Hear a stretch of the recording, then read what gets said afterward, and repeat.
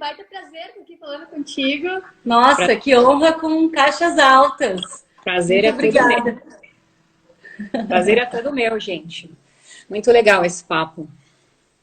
Que bom. Obrigada por tudo. Tatiana, a gente já fez uma introdução aqui no nosso post. O teu currículo é algo incrível, as especializações que tu tem. Mas a gente queria, para a gente começar essa live, eu acredito que a maioria das pessoas que estão aqui na live com a gente te conhecem. Mas gostaria que tu te apresentasse. Quem é a Tatiana Revoredo? Tatiana Revoredo é uma apaixonada por tecnologia, por blockchain, Bitcoin. Mas eu entendo que essas tecnologias novas que estão surgindo, todas elas se entrelaçam. Então, por isso que eu acabei estudando várias outras coisas além de blockchain. E eu estou nesse mercado aí desde 2016, de cabeça mesmo. E é isso. Eu acho que ninguém tem mais conhecimento que ninguém, alguns chegaram antes só. E é isso. Demais. A gente nem se apresentou ainda em vídeo, né? Mas a gente vem falando bastante tempo, né, Tatiana, por mensagens. A gente acompanha o teu trabalho, te admira demais. E, enfim, eu sou a Cacá, então aqui está a Carol. E a gente queria saber da onde que surgiu, quando que começou essa tua paixão pelas criptos e quando que deu o estalo assim, puxa, eu vou estudar isso, eu quero me aprofundar nesse assunto. Eu sempre tive no mercado financeiro por conta do meu pai, que ele era fiscal do Banco Central. E então, desde pequena, eu tive educação financeira, que foi muito bom para o meu desenvolvimento. E aí eu comecei a participar de alguns fóruns sobre renda fixa, renda variável, e num desses fóruns, uma pessoa lá criou um tópico sobre Bitcoin e a gente começou a discutir sobre o tema. E aí, cada vez que eu fui lendo e fui me aprofundando mais, fui me apaixonando, fui deixando de lado um pouco o direito. E aí comecei a me perguntar onde conseguir boas fontes, né? Porque hoje em dia você não tem uma escola, cripto, uma escola, tirando o canal de vocês que é sensacional, que eu também acompanho desde que surgiu. Aliás, eu achei a ideia genial, porque estava faltando... Tinha um gap aqui no Brasil para esse tipo de informação. E aí eu comecei a me questionar onde eu ia buscar informações, porque aqui no Brasil as pessoas ficavam muito focadas no preço do Bitcoin, e eu queria aprender mais sobre como funcionava tudo, né? Eu já tinha aquela ideia de que tudo está entrelaçado, todas as tecnologias, a evolução da internet. E foi isso, aí que eu acabei indo fazer uns cursos lá fora. Comecei a frequentar bastante congressos. O pessoal me pergunta às vezes, qual canal que você indica, qual site? Eu falo, gente, vocês têm que, além de ver um canal como o de vocês, que é muito bom, vocês têm que ir em congressos, conferências, porque a informação quando chega nos sites, muitas vezes já está muito desatualizada, né? Então, acho que é legal seguir pessoas antenadas, porque eu acho que o mais importante, o mais difícil, olha lá, acho que o mais importante, o mais difícil é manter sempre a cabeça aberta, sem preconceito. Acho que é isso. E Tatiana, tu já tem 2 livros escritos, um lançado ano passado e outro há 2 anos. Como é que o cenário cripto mudou desse primeiro livro, segundo livro até agora? Ou desde esse período que tu despertou para as criptomoedas e começou a estudar elas? Porque um dos livros é justamente Criptomoedas no Cenário Internacional, que foi lançado em 2018, né? Então, a gente já tem aí 2 anos. O que mudou nesse período aí de 2 anos? O que seria acrescentado, talvez, nesse livro? Esse Criptomoedas no Cenário Internacional, eu lancei no dia que o Bitcoin fez 10 anos. Foi uma ideia que eu tinha de trazer um pouco... Eu achava que faltava para o mercado uma visão mais geral, assim, do que porque... E desde então, o que eu percebi foi assim, em 2017 a gente teve aquele boom em dezembro, né? até 2017 o mercado ele era muito restrito, muito pequeno. Você tinha muita gente, early adopters que chama, né? O pessoal que é mais ligado em tecnologia e está sempre ali. O valor de mercado nessa época, por exemplo, era 200 milhões de dólares só. Hoje a gente está em torno de 200 bilhões de dólares, então teve um salto assim gigantesco.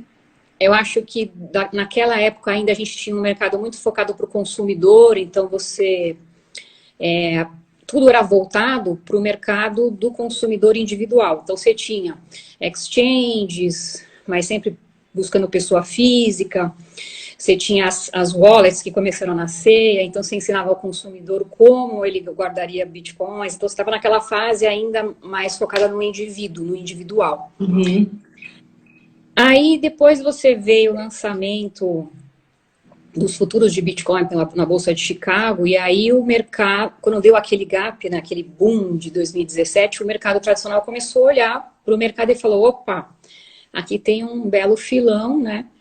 E o mercado tradicional também não estava bom das pernas, não estava... as pessoas estavam procurando outros investimentos, e aí a gente começou a entrar no mercado financeiro. O mercado financeiro começou a entrar no mundo cripto. E agora, apesar de eu acreditar que ainda não estamos 100% no mercado, o mercado tradicional não entrou 100%, né, no mercado cripto, se você for comparar os volumes de transação, ainda tem um longo caminho, já começo a visualizar aí entre aspas, uma guerra de tendências aí que são três vertentes, né? Você tem aí as big techs querendo criar suas moedas digitais, como o Facebook, a própria Amazon. Você tem um segundo movimento que chama-se DeFi, ou Decentralized Finance, se bem que eu prefiro o nome Open Finance, que eu acho que é mais adequado. Que você tem os players do ecossistema nativo cripto, né, usando os protocolos de blockchains públicas para desenvolver serviços financeiros. A gente está no começo disso, está uma febre, né, das pessoas no Brasil falando disso, mas ainda está bem no começo, acho que precisa ainda desenvolver muita infraestrutura. E a terceira visão que você tem, né, tendência, que na verdade todas elas estão brigando entre si, são a emissão das moedas digitais pelos bancos centrais. Que é uma ideia que eu vi pela primeira vez quando eu estava em Davos, e aí eu vi um membro do Conselho do Banco Europeu fazendo um discurso e chamando a atenção para os bancos centrais do mundo todo, alertando sobre as criptomoedas, porque elas resolveram um problema que os bancos até então não tinham resolvido, que são os meios de pagamento muito lentos, a falta de inclusão financeira, né? A gente tem 2 bilhões de pessoas aí no mundo sem conta bancária. E aí, ali também, um pouco antes, né, eu tinha lido um relatório econômico do BIS, né, que é tido como banco central dos bancos centrais. Eles fizeram um estudo sobre Bitcoin e Ethereum, no relatório, e eles estavam também falando para os bancos centrais, olha, vocês vão perder o poder monetário, vocês estão correndo um grande risco, é melhor vocês começarem a pensar em emitir uma moeda digital emitida por bancos centrais, né? Então, hoje eu enxergo que essas três vertentes estão numa guerra aí. E eu acho que vai ser interessante esperar para ver o que vai acontecer. E, Tatiana, foi muito curioso tu falar agora sobre essa tendência aí dos bancos centrais criando suas moedas próprias, porque a gente fica na dúvida, né? Se os bancos centrais criarem as suas próprias moedas, será que isso vai perpetuar o sistema fiat como ele é, das moedas tendo uma emissão ilimitada, ou não? Eles vão conseguir criar uma criptomoeda com uma emissão limitada? O que tu acha? Vai ser a perpetuação de um sistema que já existe, só que daí através das criptomoedas? E será que todos os governos agora vão correr atrás da sua própria criptomoeda, até mesmo como uma defesa contra aí o Bitcoin e as altcoins? Já tem 18 bancos centrais já ou com projetos ou já desenvolvendo. A China é o que está mais avançado. Eles, na verdade, vão replicar o sistema atual, né? Isso, a única coisa que eu vejo assim de diferente é que vai diminuir um pouco o papel dos bancos, das instituições financeiras, se o Banco Central emitir essa moeda. Mas, na verdade, ele vai estar mantendo o que já existe aí.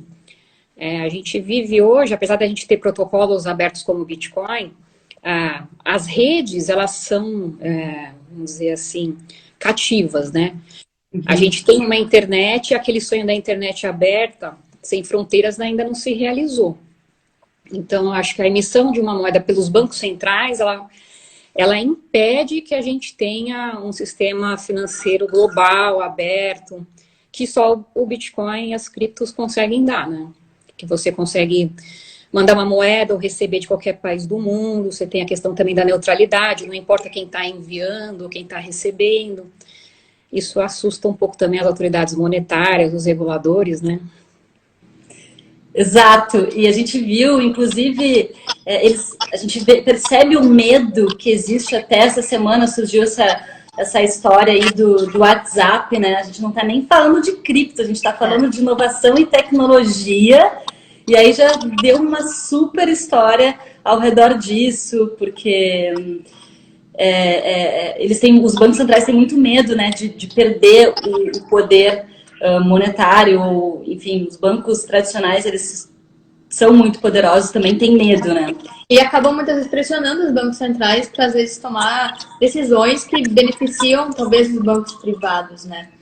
E isso tem a ver também com o próximo assunto também que a gente ia puxar, que tem a ver com regulamentação, né? Se os bancos centrais começam a emitir as suas próprias criptomoedas, qual vai ser a orientação em relação a Bitcoin, a DeFi e outros protocolos em blockchain, né? Porque quem é do mundo cripto e é mais xiita, assim, não quer nem saber de regulação, até é um desafio falar sobre regulação para dentro da comunidade, porque a gente entende que Bitcoin é uma moeda global, que é sem fronteiras, mas a gente está bem no momento de transição, como lidar com essa falta de fronteiras do Bitcoin e os bancos centrais e os governos tendo todas as fronteiras possíveis, né? Como que tu enxerga que vai acontecer essa regulamentação? O que é tendência nesse sentido? Eu acho que essa aí é a pergunta de $1 trilhão. O que tenho observado é assim, os bancos centrais, para eles conseguirem se posicionar e manter o monopólio que eles têm, né? Eu achei muito interessante, só fazendo um parênteses, quando o Mark Zuckerberg foi naquela audiência lá no Congresso americano explicar o Facebook, eu não sei se vocês chegaram a assistir, mas foi bem agressiva a postura dos congressistas com relação a ele. Ali ficou bem claro para mim que está uma guerra entre as big techs e os governos, né? Mas respondendo a sua pergunta, para que os bancos centrais consigam se manter, eu acho que isso aí vai depender de N fatores, desde a satisfação do consumidor, porque eu acredito que você não consegue impedir a tecnologia de se desenvolver. É como quando criaram a bola, não adiantava regular, falar assim, olha, vamos só usar cubo, não vamos usar bola, mas aí você tem, né, as 1000 possibilidades que você pode usar com uma bola, por exemplo, desde criar uma carroça, né, um carro. Então, eu acho que é uma briga feia, acho que a gente vai entrar agora num período, num cenário onde vai ter uma briga política mundial. A gente já está vendo isso aqui no Brasil, como vocês mencionaram, a questão do WhatsApp, né? Que o WhatsApp inicialmente ele não quis entrar no Pix, que é o sistema de pagamento do Banco Central que ele está instalando agora. E aí quando ele falou, eu quero criar o WhatsApp Pay, foram lá e, não, você não pode criar, né? Acho que foi o CAD, né? Então acho que a gente está entrando nessa guerra, nesse cabo aí de estica e puxa. E também eu acho que tem um fator aqui no Brasil que é bem preponderante. As pessoas preferem essas empresas Big Tech, essas empresas de tecnologia, do que os bancos. Aqui os bancos sofrem um preconceito. Então, acho que vai ser uma briga boa. Certo. E outra questão que a gente fica também se perguntando não sei o que tu vê sobre isso, sobre o Bitcoin, aí falando mais especificamente sobre o Bitcoin, ser uma reserva de valor, né? Como é que os bancos centrais estão enxergando isso? Não sei se eles realmente vão começar em algum momento a enxergar o Bitcoin como reserva de valor, ou vai partir de nós, das pessoas que acreditam, que usam, né? Já estão acostumadas com tecnologia, com fintech, começar a usar o Bitcoin por N motivos. Pode ser por sei lá, querer ter uma moeda global, ou por privacidade, ou por ter um ativo realmente confiável, que é comparado ao ouro. Como que tu enxerga esse movimento dos bancos centrais indo em direção ao Bitcoin como uma reserva de valor? Ou vai vir das empresas, das instituições? Se é que isso vai acontecer. Se é que isso vai acontecer. Já um grande volume de Bitcoin já pertence a alguns bancos centrais, né? E alguns bancos, inclusive. Eu acho que vai depender dos consumidores fazerem essa opção, se eles querem ter, se eles vão privilegiar a privacidade ou se eles vão privilegiar o comodismo, né? Também tem, eu acho que uma coisa que não contribui ou prejudica até, é que muitos sites que são específicos do mundo cripto, eles acabam dando muita ênfase, por exemplo, quando a Polícia Federal vai lá e quebra algum esquema fraudulento, um esquema criminoso. E eu acho que isso é prejudicial porque só reforça uma ideia errônea de que cripto e Bitcoin são ilegais. Eu já vi até pessoas usarem o termo cripto como sinônimo de ilegal, sendo que, na verdade, o termo cripto vem de criptografia e todo mundo usa criptografia quando vai num banco, por exemplo. Ou como eu gosto sempre de citar um exemplo, se o banco ele é assaltado, o dinheiro que está lá, o real, ele não se torna ilegal por conta disso, porque o banco foi assaltado. O dinheiro ele é um instrumento, como as pessoas vão usar, ou a destinação que a pessoa vai dar é que é o problema. Então, acho que a gente deveria fazer como os canais de vocês, dar dar notícias e informações mais informativas. E não focar muito no medo, porque vende. Eu acho que falta isso no mercado brasileiro. Tatiana, é muito interessante isso que tu trouxe, porque vou relatar uma situação que aconteceu há 2 dias atrás. Nós temos um seguidor, querido seguidor, assim, que a gente troca muita ideia e ele é super... usa cripto, apaixonado por criptomoedas e ele é professor. E ele disse assim, olha, eu tenho uma ideia, eu vou falar com a diretora da escola onde eu trabalho, para, quem sabe, vocês fazerem uma aula virtual, né? Porque a escola está introduzindo agora educação financeira para os alunos da 9ª série. Então, são alunos que têm aí ao redor de 10 anos, mais ou menos. 10 anos? 10 anos. Estou perdida na escola, não sei inventar. Ele passou 10 anos, mais ou menos. Bom, aí eu disse, bom, vamos lá então, né? A gente falou, vamos tentar. E aí ele foi falar com a diretora para ver o que ela achava dessa ideia, né? A gente topou fazer essa live, né? Essa aula sobre educação financeira e explicar o Bitcoin para as crianças. E a diretora disse, agora é melhor não, porque vários pais de alunos entraram em esquemas de pirâmides e acho melhor a gente não falar sobre isso. Então, olha o problema, né? Porque as pessoas entram nas criptos pelo lado errado da história, por falta de informação, e aí também é difícil a gente agora chegar com a informação correta, porque agora a gente não quer nem, as pessoas não querem nem ouvir falar disso, sabe? Estigmatiza, né? Porque a gente só vê notícia ruim, aí realmente a versão boa, o lado bom de usar aquela ferramenta, a tecnologia, para o lado bom não é falado, só se a pessoa busca essa informação.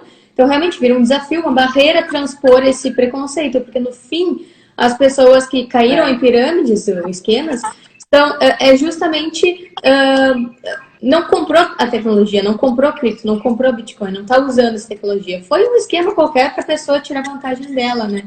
Então é um desafio para nós também romper esse preconceito que se forma às vezes ao redor das criptos.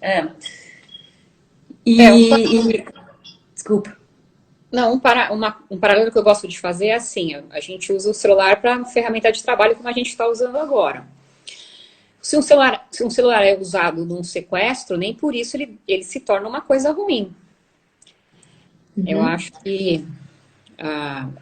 que canais abertos, canais nas redes sociais são um caminho para a gente evitar ou desviar dessas notícias na mídia tradicional. Sim. E, Tatiana, como que você vê o mercado de cripto no futuro, né? O que você acha que vai fazer esse mercado amadurecer, crescer? Primeiro, a maior informação que as pessoas vão passar a ter ao longo do tempo. O pessoal acha ruim o mercado tradicional ter entrado nas criptos, mas eu achei uma boa, porque quando você vê que a Bolsa de Nova York, a Bolsa de Chicago, eles estão vendendo futuros de Bitcoin, que pessoas que são grandes investidores estão comprando, que as notícias não saem muito aqui nos jornais brasileiros, mas se você está no mercado financeiro e você olha aquilo, o pessoal fala, opa, não é tão do mundo do crime assim. Além da informação das pessoas, eu acho que você fazer mais modelos de negócio usando criptomoedas. Não só pensando no valor, como as pessoas costumam colocar nas notícias aqui. O preço do Bitcoin é legal, mas eu acho que se você atrelar o uso do Bitcoin, que é uma coisa global, ele é neutro, a velocidade, as taxas baixíssimas, né? Outro dia eu vi que transferiram 2 bilhões de dólares e ele pagou $1,50 para fazer essa transferência. Isso aqui no mercado tradicional seria um preço absurdo. Então, eu acho que você atrelar as criptos, a informação das pessoas, mas também a modelos de negócio que vão auxiliar os usuários é que vai fazer popularizar as criptos no Brasil e no mundo. E isso tem muito a ver com o lançamento do PayPal, que parece que eles vão começar a comprar e vender cripto também globalmente, né? Então isso também já é uma sinalização de que o mercado tradicional realmente já está cada vez mais se inserindo e se apropriando dessa tecnologia, porque uns anos atrás tinha um distanciamento. Agora a gente está vendo realmente esses dois mundos econômicos, a criptoeconomia e o cenário tradicional, a economia tradicional, tentando se fundir, né? Então, realmente, agora a gente volta para aquela discussão das regulamentações, né? Como é que os governos vão lidar com as empresas começando a fagocitar a criptoeconomia, né? Você tem, por exemplo, o Galaxy S10 já tendo uma carteira de cripto nativa no celular. Você tem aquele celular HTC, que agora você consegue rodar um node de Bitcoin no celular. Eu acho que as empresas de tecnologia vão ser um grande aliado também nessa disseminação das criptos. E, Tatiana, você acha que usar o Bitcoin agora faz sentido? Ou não, tem que esperar ainda essa tecnologia se desenvolver, as ferramentas precisam melhorar, né? A parte de usuário ali, as interfaces, elas precisam ser mais simples, mais fácil para as pessoas entenderem? Ou não? Isso a gente já tem que usar agora, porque essa é uma discussão que, como você deve imaginar, a gente fala muito de usabilidade, a gente acredita muito na usabilidade, mas essa é uma discussão ferrenha, porque a gente vê principalmente no exterior essa briga, ela fica mais polarizada, né? Tem gente que diz que não pode usar, que reserva de valor, que as pessoas não estão preparadas para isso e tal. E tem algumas pessoas que já usam isso no dia a dia. Então, qual que é a sua opinião sobre a usabilidade? A gente já começa a usar agora ou isso ainda, a usabilidade ainda vai acontecer mais para frente? Tem que esperar essa reserva de valor, tem a tal da curva da adoção. A gente fala muito em quebrar essa curva da adoção e começar a usar já para puxar a discussão com as pessoas. Mas a gente quer saber o que tu acha. Eu gosto de fazer um paralelo com o celular de novo. Quando o celular surgiu, você tinha um tijolo, não sei se acho que não é da época de vocês, mas era um tijolo enorme, literalmente. Era um só. Era um na família, né? Um na família. E eu acho que tem que usar já. Lógico que você tem as barreiras, né, da escalabilidade, que se todo mundo, no mundo inteiro resolver usar Bitcoin, a rede não vai comportar, vai ficar muito lenta. Mas isso também é bom até para quem está desenvolvendo, aprender sobre onde estão os gargalos, ver como são os movimentos no mundo, né? Às vezes você vai ter... Eu lembro que lá em 2016, quando a China proibiu as criptos na China, Lá era muito comum o mercado, aqui nem se pensava nisso, mas era um mercado muito grande. E aí o que aconteceu? Todo mundo migrou para a Coreia do Sul. Os chineses continuaram usando as criptos, mas em outro país, apesar de viverem na China. Isso causou um congestionamento na rede, vamos dizer assim, que naquela época era muito pior que hoje.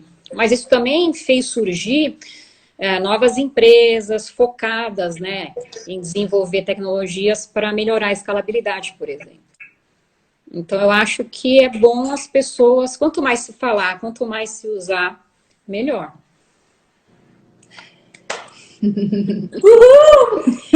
E, Tatiana, voltando um pouco naquela explicação que tu falou lá no início, que tem DeFi, cripto dos governos e Bitcoin. Hoje em dia tem uma briga muito forte, aí já voltando para dentro da comunidade cripto, entre Bitcoin e Ethereum. E em qual blockchain o mundo deve adotar, né? Se é do Bitcoin ou se é do Ethereum. A gente percebe uma tendência do Ethereum focar mais em trazer soluções para DeFi, mas mantendo o sistema Fiat, né? Mas daí tem vertentes que falam de usar o Bitcoin e criar soluções dentro da blockchain do Bitcoin, fazer um DeFi em Bitcoin. O que tu acha? Qual dessas blockchains vai evoluir? Existe um certo, existe um errado? Como reequilibrar esse ecossistema cripto sem brigas e todo mundo seguindo adiante e evoluindo o sistema financeiro? Eu acho que elas são complementares. Por exemplo, muitas empresas que fazem remessas internacionais, elas preferem usar o Bitcoin, porque ela já é uma rede testada, mais robusta, que está distribuída globalmente para operar. Já outras empresas, ou um mercado onde a privacidade é muito importante, eles vão optar por soluções do Ethereum, até soluções privadas. Então, eu não vejo assim um protocolo blockchain correto. Ele vai ser correto de acordo com a sua finalidade. O que discute-se muito, assim, lá na Europa, que eu participo de alguns fóruns e tal, as pessoas estão enxergando, inclusive o próprio governo europeu, que a gente vai ter uma espinha dorsal de bitcoins, de blockchains públicos, seja o blockchain do Bitcoin ou o blockchain Ethereum, e aí cada setor você vai ter as bitcoins privadas plugadas nessa espinha dorsal. Eu acho que essa discussão, assim, o que é melhor, é mais ou menos quando surgiu a internet também, né? Teve muita solução que o pessoal brigava e falava, não, tem que usar esse tipo de solução para construir a internet, e agora não se vê mais falar daquela solução que o pessoal ferrenhamente defendia. Eu acho que a gente tem que ter a cabeça aberta, extrair as coisas positivas e discutir as coisas negativas com toda a comunidade. Tatiana, você viaja bastante, como você acabou de falar, participa de fóruns, de eventos no exterior. Como que, na sua visão, a gente está, como que o Brasil está posicionado aí no cenário global de criptos? A gente é um dos países, eu diria, acho que até o país mais interessado em cripto. Tem uma pesquisa aí que saiu até do Consensus, que o brasileiro, comparado com os outros países, o interesse em cripto é 80%, sendo que os outros países varia entre 40% e 60% o interesse em cripto. Nos outros países, por exemplo, Singapura, Coreia do Sul, o interesse não é tanto focado no mercado cripto, é mais focado na tecnologia mesmo. Agora, em termos de evolução do mercado, eu enxergo que a gente está uma média assim, de 2 anos em termos de discussão atrás. Muito em função por falta da educação digital, que a maioria da população... Aí eu estou considerando o Brasil como um todo, né? Não só nós que temos uma posição privilegiada, mas a gente tem aí uma grande parte da população que não tem nem condição de ter um celular, um smartphone, vamos dizer assim. Então, nesse sentido, eu acho que o Brasil ele fica um pouco atrás, mas nada que você não consegue recuperar, porque a gente tem os nossos profissionais aqui do mercado cripto, eles se igualam, às vezes até superam muitos profissionais ao longo do mundo. Eu acho que é só uma questão de a gente insistir nessa educação. E, Tatiana, quais são os teus planos aí de futuro? Tem livro para lançar, artigos, projetos? O que que tu tá pensando aí? Porque agora, nesse momento de coronavírus, viagem não rola de fazer, né? E os eventos todos estão em stand-by, só tem os eventos online. Mas e, de repente, do final do ano adiante, né? Ou pro ano que vem adiante, o que que tu tá planejando? Eu vou lançar o segundo volume do livro Blockchain, tudo que você precisa saber. Aí vai ser focado mais em casos de uso, vou falar de DeFi, de tokenização, mas vou falar também de blockchain no mercado de energia, no mercado imobiliário. Fora isso, eu vou fazer a atualização do criptomoedas no cenário internacional, porque aí já teve muitos governos, né, que mudaram posicionamento e tal. Vou tentar, no começo do ano, fazer uma coisa que eu costumo fazer, que é nos eventos internacionais ali na Europa, tal, que tem bastante... que o mundo inteiro acaba indo para lá e discutindo, e você acaba ficando bem atualizado sobre o que está acontecendo. Eu tô para entrar como articulista numa grande revista internacional, mas eu não posso falar ainda. E a galera tá pedindo livro autografado aqui, ó. Vamos pensar uma maneira, né? Legal. Nossa, muitos projetos bons, maravilhosos, só coisa boa, que legal, fantástico. Olha, a gente tem uma última pergunta, a pergunta que não quer calar, essa última pergunta aqui. O que você prefere? Barulho de turbina de avião ou de Harley? É difícil, hein? Essa é difícil? É difícil. Eu acho que é difícil responder. Dividiu o coração. Eu acho que é a Harley, porque você consegue em qualquer lugar do mundo, né? Tirando se for no outro lado do oceano. A Harley dá pra ouvir até na pandemia, né? Do avião, só de longe, assim, né? Legal. Dá pra usar a Harley se você sair de máscara, capacete. Dá pra matar a saudade. Acho que respondendo, acho que eu prefiro o barulho de Harley. Tá bom. Demais. Maravilhosa. Tatiana, eu nem sei como agradecer. Eu tô aqui, coração a mil, muito feliz de trocar essa ideia contigo, de bater papo. Tu é uma das referências para nós, a gente admira demais o teu trabalho, a gente aprende muito contigo. É muito simbólico a gente estar aqui conversando contigo, porque quando a gente começou o projeto um ano e um pouquinho atrás, tu foi uma das pessoas que a gente, ela a gente precisa seguir, a gente precisa ver o que ela produz, que é uma referência, e estar aqui falando contigo é muito simbólico mesmo. Muito. A admiração é recíproca. Nossa, a gente fica muito feliz. Muito obrigada. Espero que em breve a gente possa se encontrar pessoalmente, tirar uma foto juntas. Sim. Ter o nosso livro autografado também. E obrigada por disponibilizar o teu tempo para bater esse papo com a gente. Sucesso nos teus projetos daqui, nos próximos projetos aí que tu tá vislumbrando aí para o futuro. O que precisar, conta com a gente vai estar te seguindo aqui sempre. E obrigada por tudo, por esse papo. Eu que agradeço, adorei. Quando vierem a São Paulo, por favor, entre em contato, a gente marca aí. Vou apresentar o Mundo Cripto em São Paulo. Obrigada. Tá ótimo. Obrigada a todo mundo que participou também dessa live. E leia os livros da gente, né? Obrigada. Exatamente. Os livros estão na Amazon, né, Tatiana? Estão na Amazon, tem a versão digital, mas também o livro mesmo em papel. Facinho lá. Legal, beleza. Obrigada a todos que estão no canal assistindo pela oportunidade, e a gente vai se falando por aí.